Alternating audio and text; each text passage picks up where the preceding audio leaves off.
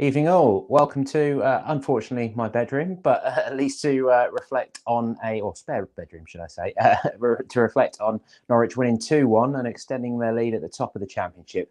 All going along very nicely, isn't it? We're talking ahead of the Swansea game being played this evening there at Barnsley. But as things stand, Norwich 8 points clear of Bournemouth in third place, who lost at home to Luton today. So when you add that to 14 points clear of seventh place, is a heck of a place to begin still the early stages of 2021, isn't it? They're on 50 points now from 24 games. I mean, that is a remarkable position to be in. I did work it out after the game. Since that derby match, the 1-0 defeat in October at home, Wayne Rooney, that was his last ever goal, wasn't it? Which those of us who were at Carrow Road that day were lucky enough to see, that late free kick winner. They played 20, won 14, drawn 4, lost 2. So that's promotion form in anyone's book, isn't it? And they just keep rolling on there, despite everything that's going on, all the injury situation, all the COVID situation. They're managing to find consistency. Winning 2-1 at Cardiff. That's their first double of the season, the first time they've beaten a team home and away, because it was less than a month since Cardiff came to Carrow Road. And again, Todd Cantwell was one of the stars of the show that day and was my man of the match today. And I think most people's man of the match. He showed some real excellent energy as well as class on the ball. So it felt like he gave Norwich that attacking edge, really. So there's loads of lovely angles to sort of get our teeth into with this one. But I will just say at the top of the video, just in case you're wondering, we decided not to go to Cardiff today, and it may well be the case with Swansea in a few weeks as well. Just with everything that's gone on at the moment, our management said that basically it was down to us as reporters, whatever we felt comfortable with in terms of the pandemic. They would back us, and if they wanted us, if we decided we were more comfortable with watching the games via a stream, which of course we don't want to do. We never want to be doing that. We as reporters always want to be at the game. So it wasn't an easy decision for us, but just to very briefly touch on it, that was essentially our decision, because it's such a long journey for us. The way we do things, if you do Cardiff or Swansea there and back in a day, you're looking at sort of 16, 17, 18-hour day, which isn't really sensible for anyone, is it? So me and Paddy probably would have been going. We decided we didn't want to be staying in a hotel. We didn't want to be going to service stations with new strains and all that sort of stuff going on with COVID. So that's what we decided. We think with Millwall and Barnsley, which are coming up, they are more manageable in the middle of this pandemic, because you can fill up with petrol before you leave. You can take food in the car with you. You don't need to stop anywhere between Norfolk and the stadium that you're going to. And throughout us covering football, since football restarted in June, the stadiums have always felt pretty safe. That's not really my concern. It's the bits in between, isn't it? We're stopping at petrol stations and things like that. So that's all I'll say on that. But just in case you were wondering why we weren't there today. So yeah, ratings straight off the bat. Cantwell is the player that I would give an 8 to. Hanley and Gibson both get a 7. Particularly got a sort of roughing up in the second half once they brought Kiefer Moore on, who I think is 6'8", isn't he? The former Ipswich striker. Didn't really work out for him at Ipswich, but he's now a Wales full international. He made a big difference for Cardiff when he came on, to be fair. He's been out injured recently. He's their top scorer. I think he's got 8 goals this season, and they looked a lot better once they had him up the top end of the pitch. Vrancic, I thought, it did feel a bit like a game of two halves, to be fair. Quite a few of the Norwich players were a lot better in the first half, and I think these three, you could say that for. Vrancic, Hugill and Kenny McLean all had good first halves, and then second wasn't quite the same. McLean in particular had a bit of a shaky start to the second half, losing the ball a couple of times, was involved in their goal, coming back into it. Jacob Sorensen, I'll give him a 7 as well. And we'll give Daniel Barden a 7, because again, it's a tough situation he's been chucked into today, isn't it? Having to go to one of the more direct teams in the league. There were a few nervy moments, but overall his kicking held up again. No big hiccups or anything from him. He's not the reason that they conceded that goal. So let's give him a 7. A full championship debut for him, 20 years old. Head shaved, apparently it was Jordan Hugill's work at the team hotel last night. So looking a bit tougher. The curls, the screech curls, as Jordan had put it after the win over Coventry in the FA Cup last week. They are gone, so he was looking a bit more of a hard nut at Cardiff today. And as the commentator, those who are watching it on the iFollow stream today will have heard the BBC Wales commentator saying quite a few times that apparently his dad is 6'10". So maybe he's still got a bit of growth left in those legs yet as well. He's already a big lad. He must be 6'5", something like that already. But he's done himself absolutely no harm in this little run, has he? And if this now, if Norwich go up, best case scenario, they go up, Krul and, a decent number 2 that's hopefully going to come in this month after McGovern's injury, he's now got a show reel to show to clubs to get a good loan move, hasn't he, next season? If Norwich are in the Premier League and Krul is number 1, etc., he could maybe even get a lower end Championship loan or a top end League One loan, which is what he'll really need to kick his career into gear from there, won't they? So this has been a profitable couple of weeks for him. From what we hear at the moment, Tim Krul should be back against Bristol City on Wednesday night, that home game. He posted on socials before the game that he was out of isolation. He was back home. He'd been building a snowman with his little girl in their back garden, having a bit of a snowball fight and stuff, and that he was feeling better. So he will hopefully be back. The big surprise ahead of kickoff was that Teemu Pukki wasn't involved. Daniel said that he got a side strain in training on Friday, just was sort of blocking a shot, that sort of thing, and felt a pain in his side. So he dropped out of the squad reasonably late. Norwich only named 7 substitutes today for the game. So that gave Jordan Hugill an opportunity to start up front. And before the game, I was certainly, and a lot of people were saying, will they adjust? Because last week against Coventry, okay, he got his goal because he did get that service from Boeta for his goal early on. Cross came in, nodded it past the keeper, lovely goal. But otherwise, he didn't really look like he fitted into the team. They didn't use him as a target man. Today they did. He saw a lot more of the ball. He was controlling it with his chest. He was enjoying himself, that physical battle, going for balls in the air. That was the sort of player that we've been hoping to see more of.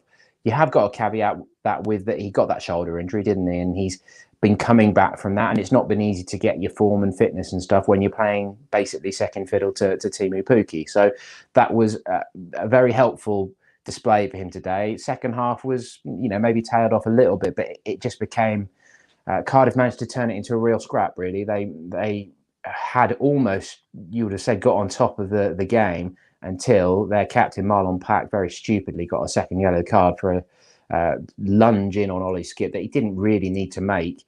And that kind of set them back. But the second half was pretty ugly, and that's exactly what Cardiff wanted, wasn't it? They were trying to rough up Norwich and drag it down to their level, essentially. But we'd seen enough by that point, again, as we saw in the home game in December, that in terms of technical ability, Norwich are streets ahead of Cardiff, really, even though they've got someone like a Harry Wilson in the team. So, it was a deserved win again. You look at the stats, 54% of possession, 7 shots on target away from home.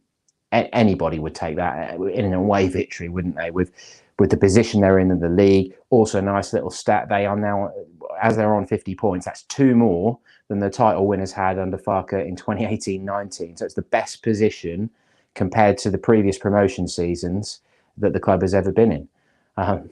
Considering everything that's going on, that is a brilliant position to be in, isn't it? Even if Swansea win tonight and do cut the lead to 4 points again, they are at that point where they are starting to be able to sort of see the route to promotion. They've got 22 games left. If they win 12 of those and draw 6, 7 of those, that's what the sort of thing they're going to need. And can you see Norwich losing more than 5 or 6 games the rest of the season? The way they've been so far, how resolute and organised they've been, as things stand, it's hard to see. And when you go into all the absences that they actually contended with today as well, it makes you appreciate it even more.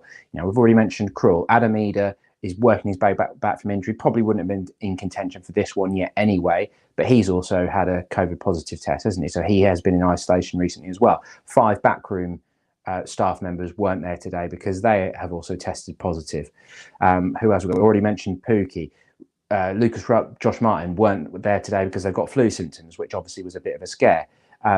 Emi Buendia, Daniel said after the game, was struggling with flu symptoms, and you could probably see that in his performance. He was a bit quieter today. He was okay, he was involved, but he didn't he didn't have the sort of performance that Cantwell enjoyed. He wasn't all over the pitch and able to influence things all the time. It was just a little bit under the weather, Emmy, but he was still fine. It wasn't like he had a bad game. In fact, the ratings that I didn't mention, I'd say Skip, Aarons, and Wendy, I'd give them a 6, but only just about. It's just because they didn't do a great deal to impact the game. Although there was one important tackle from Skip in the first half, which I think it prevented Barden having to make a save. Is probably the best way to sum it up. Who else have we got? Javi Kintia and Bali Mumba. They have tested positive for COVID, so they're now isolating. They won't be involved in the games this week either, I don't think. Marcus Stevenman has got a virus. Sam Byram's still not back yet, hoping to be back in full training this month, nearly a year out. Michael McGovern, we know he's going to miss the majority of the rest of the season. When you just talk about that a little bit, the COVID and the injury situation, and then compare it with the league position and the form that Norwich are in, it's a bit of a dream, really, isn't it? In this most unprecedented of seasons, most complicated and strange seasons, to sit where they are, even if the football isn't as scintillating as it was 2 years ago, it's still pretty good, isn't it? They're still playing decent football, and they're still building a base that it gives fans enough belief to think that if they do get promoted, there's enough for Webber to build on. And it's, for us to talk about on another day as to that Norwich have got to do better in the transfer market after promotion, isn't it? But there's still a long way to go yet. They've got a lot of work to get through before they turn this into anything. There's no way that this group are going to get complacent, because they stick to their lines after every game. They aren't getting carried away with themselves. And I guess that's because as a Premier League team, you come down with that status. You had that expectation. They had that expectation on them, didn't they? And they know that they can't get too carried away. So I think that's just about everything covered, apart from the goals, which I will touch on briefly. There was a let off in the first minute when Skip lost the ball, and Harry Wilson basically had the chance to test Barden. I think it was about 35 seconds in, but he just took a really heavy touch and the ball went through to Barden. That was a real let off. And then third minute, another early goal for Norwich, and it's Grant Hanley finally Norwich scoring from a corner, which is the first time since the Manchester City game, isn't it? Which was September 2019, when Kenny McLean rose at the near post to open the scoring that day. Hanley, as you can see there in the picture, Mario Vrancic flicks on Buendia's corner, and Hanley has done well actually to keep on side, because it must have been quite tight, and beats the keeper to it, and a very close range finish from there. And that's Hanley's first league goal since August 2018, at the start of the title winning season, before he got injured, although he did score in the FA Cup at Burnley just under a year ago as well. So he's been threatening that for a long time, hasn't he, Grant, to score a goal? So he's probably pleased to get that monkey off his back. It was 2-0 in the 23rd minute. Kenny McLean involved in this one. Nice pass into Jordan Hugill, who I've already mentioned was much more of a focal point today. He was well denied by Alex Smithies, actually. He controlled it well, got the ball out of his feet, and decent shot, but Smithies reacts well, but only is able to push it, as you can see, as far as that man of the match, Todd Cantwell, who's got a pretty easy finish to turn into the net, as you can see from our photos from Paul Chesterton there, as ever doing a great job capturing the moment. So 2-0 up at half-time. Again, that little bit of comfort at half-time, which we haven't experienced too much this season. But then second half, as I say, the wheel did turn a little bit. Hoylett, after McLean had lost the ball, fired one just wide of the top left corner in the 52nd minute. Mario Vrancic saw a shot saved at the other end in the 54th minute. That was Buendia and Aarons with a clever little free kick routine. Aarons puts a powerful cross in, and Mario did well to direct it goalwards, but it was too close to the keeper. The changes came in the 58th minute, and they did work for Neil Harris. As I say, Kiefer Moore, that big striker up front. Ojo came on as well, who's a lively winger. And the goal came in the 65th minute, so 7 minutes later. Aarons had gone out wide. He stuck with his man, and McLean, to be fair to him, tracks his runner well, and then just gets a bit of bad luck, I suppose. He goes in to make the tackle and instead just prods the ball to Joe Rawls. Hanley tries to get there in time, but he can't, and it's swept left-footed into the bottom right corner. And it's a decent finish. Barden didn't have a great deal of chance because it was sort of coming through a forest of legs. But at that point, it was getting a bit worrying, because Cardiff had really managed to turn it into an arm wrestle. But as I say, that stupid second yellow from Marlon Pack, and that's him sent off with 20 minutes to go. And from there, yeah, it's an ugly game. They're just slinging the ball forward at every opportunity to Moore, and that was hard work for Gibson and Hanley, and Sorensen was getting involved there as well. Still, it should have been a third goal. Poeta was denied well by Smithies. It was a good save, but Hugo wasn't too impressed, I don't think, because he was just stood there on the edge of the box, no one marking him at all, calling for the ball to go to his feet. Poeta beat his man. He got it on target, so if he'd have put it over the bar, then maybe Hugo could have had a bit more to moan about. But to be fair, it was a decent save, and probably the last big incident of the game. Although Josh Murphy did come on, the former Norwich winger, of course. Gibson made one good block of his shot, but this was from Murphy as well. Put a cross in, cut onto his right, swung it in from the left wing, and it looks like it's going to cause a lot of problems. But Sorensen just sort of chucks himself through the air and manages to flick it over his own crossbar and make sure that it doesn't cause Barden any problems. And that probably summed up the defensive effort today, in terms of that they just were very, very determined to make sure that Barden didn't come under heavy pressure, and they protected him, and that's what was needed today. So they got the job done. What a great position to be in to look forward to that Bristol City game. We may well see the Greek left back Giannoulis signed ahead of them, but I don't think that he'll be able to come into contention for that one, because he will have to isolate, although that's not 100% clear on that one yet, because if he returns a couple of negative COVID tests, then the isolation period is apparently shorter. But it's unlikely Daniel Farke would be chucking him straight in anyway, wouldn't he? The Barnsley FA Cup game next Saturday, maybe, but still, that seems a little bit early, doesn't it? Bristol City did get a good result as well today. They won 2-0 at home against Preston, so they're just about getting back into the playoff mix after a quite bad run of form. So that's going to be a tricky game, no doubt about it. But Norwich, of course, outclassed them 3-1 at Ashton Gate earlier in the season. So if Krul comes back into it and Pukki's available again, I think we're at that point where we can say Norwich have got nothing to fear in this division, as long as they turn up and they fire, really. But there we go. Thank you very much for watching. Sorry that, as I say, it's from our spare bedroom and not at the stadium, but we will be back at Carrow Road on Wednesday night, and we are intending to do the Barnsley and Millwall away games that are coming up, and we'll assess Swansea when we get a bit closer to that. But thanks for watching. Let us know what you thought in the comments below. Let us know your man of the match and your ratings as well. And Pinkham.com is the place to go for all the post-match analysis and